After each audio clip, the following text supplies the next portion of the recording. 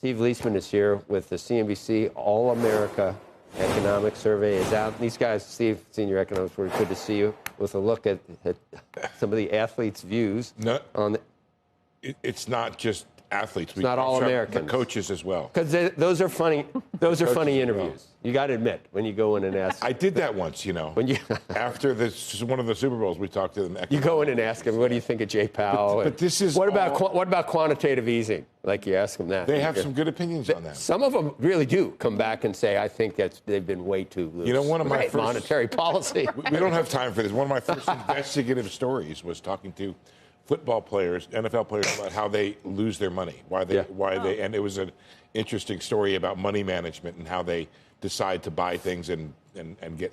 So for the, would you say, 50th time, we should point out this has nothing to do with athletes? This is a nationwide survey. But how many times do you think? Is this maybe the 50th time that How many quarters have you done this?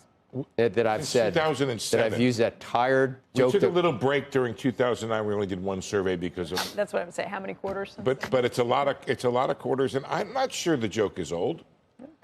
I think Greco's back there in the control room with his hand in his head, in his hand, and shaking his head and saying, "Oh my he's God, off. not again." If he was there, he's off today. Oh, he's off today. So we saved him that. But Joe, here's the results. Americans' views on the economy turned more negative in the third quarter, deepening concerns about jobs and inflation on the outlook. And those sentiments, along with the shutdown, dragging down the president's overall approval ratings further into negative territory. The CNBC All-America Economic Survey of 1,000 people nationwide, finding that President Trump's overall approval dropped just modestly to 44% from 46%. Disapproval rose 1 point, but it's the economic approval that fell a more substantial 3 points to 42%. Disapproval rising 2 points to 55%. And this is continuing a second-term trend where President Trump's economic approval is running below his overall approval. He's averaged a net minus 11 in the three surveys so far in the second term, and that compares to plus 5 on net approval on the economy in his first term. Overall, his overall approval is slightly less negative than the first term, but now it's below. Hold on a second, Becky, you're jumping the gun, okay. But you are right as usual. Economic approval hurt by views on specific issues and overall sour views on the economy. Take a look. The president's net approval is plus 5 on his handling of the southern border. That's his big issue there, and it's down, but still positive. Turned negative on deporting illegal immigrants. Improved a bit on foreign policy, but it's still negative, and it's turned substantially, Becky, more negative on tariffs. You can see there, the president remains deeply underwater on this issue, inflation and the cost of living, not doing well there. The percent of Americans optimistic now and optimistic about the future of the economy on average this year has risen to 24 from 17. But look at what's happened to pessimistic about the economy, rising to 57% from 40% on average. So back fewer in 2024. undecideds. Yeah, not many people undecided on that issue. When it comes to who will be blamed for the economic fallout, the potential economic fallout from the shutdown, 53% of the public blaming congressional Republicans and the president, compared to 37% for congressional Democrats. That's a little wider than some of the other polls that have been out there. Yeah. The survey has a margin of error of 3.1%. 40% of our respondents were Republican, 38% Democrat. We do not solve for that result. In general, the president maintained overwhelming support of his party and equal opposition from Democrats. The key to the results is that independents are leaning really negative on the president, minus 20, minus 30. Dems are minus 90, Republicans plus 90. So then you figure out where the independents they're minus 20 to minus 30 on some of these approval ratings here. I was surprised by these results. I'll tell you why. One is I don't see the economy as that bad. No. In the overall economic data. All-time highs. We live in this milieu where we come in other than the last couple of days, and the stock market's up and everybody's buoyant. That's not the case when you talk to average Americans here, according to this poll, when it comes to the economy. They're down on jobs and they're down on inflation, and they really dislike these tariffs. I was listening to a conversation with Christopher Waller yesterday, and he made some really interesting points just about how the labor market is probably much weaker than we anticipate. And I know there are things. I know that we've talked around some of these issues, the feeling of participation being down. But because we are losing basically people in this country at this point, zero immigration, if you look net, right. that if you were to keep it at those consistent levels, we'd probably be more at a 5% unemployment rate. And that might be something. That's why he thinks we need to cut rates more quickly and is kind of sticking out for that. But if that's the case, it would help explain why people don't feel so good about this economy. I think it also explains, I was listening to your Amex your report on American Express. Yeah. They're doing fine, and you hear a lot of comment from Fed officials about higher income people propelling the economy and consumption here. Whereas low and middle income, I think they're feeling it. Look, but grocery prices. I guess the president's trying to bring us through a transition here. That he has a very different idea of how the economy should be structured, and global economy, and perhaps there are benefits down the road. But it looks like the transition here, and actually, Scott, the government surplus numbers yesterday were something I really not really. They were less. There were some specific changes in there, and September's a surplus month, and you add the 20 billion or so or 30 billion of tariff numbers. Right, the tariffs numbers helped with that. Yeah, but the only thing, we're up 36% since the panic of the tariffs. It's, maybe we're going down from here. No, that's what I'm saying, Maybe we're Joe. going down from. The other thing is, I think Trump will, on any issue, will never get above 40%, basically, with most polls.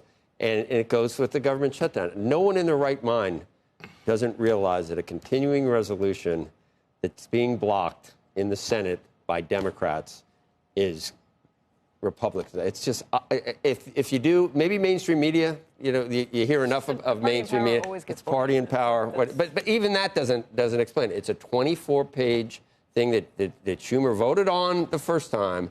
He's got his own individual problems with AOC. A lot of people understand that, Well, and if you start talking about talking about people dying, and if it's the Obama. If you don't, these hyped up super subsidies from the pandemic, which are really it's not the Affordable Care Act, it's the Unaffordable Care Act. Something needs to be done because premiums are skyrocketing, not because of the expiration of subsidies.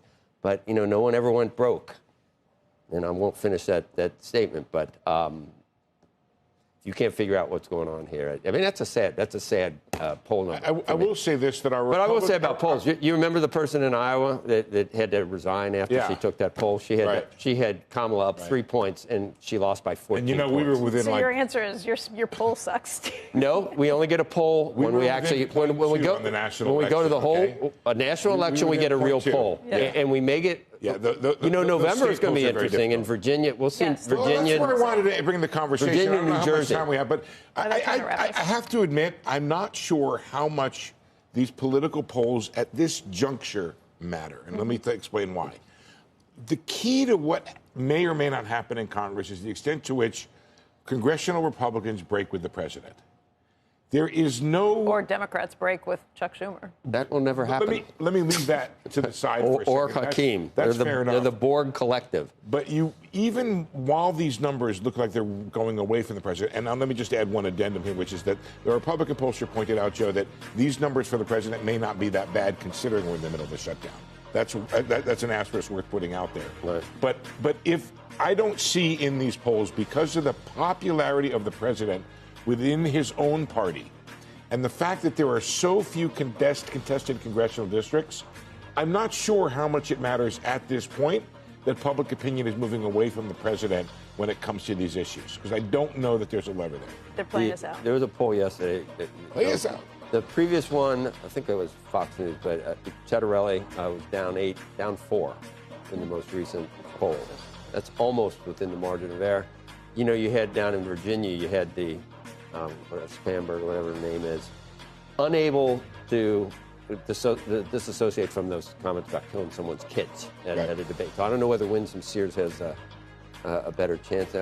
We had Youngkin on, of course, but he's going to say, Sears is going to win, but he's obviously got a horse from that game. But it should be interesting. And then I would just say, Mike Johnson, they're picking up seats in the midterm, but that might be. Well, on the statewide things, not the congressional district, but on the statewide things, that's where the independents are going to matter.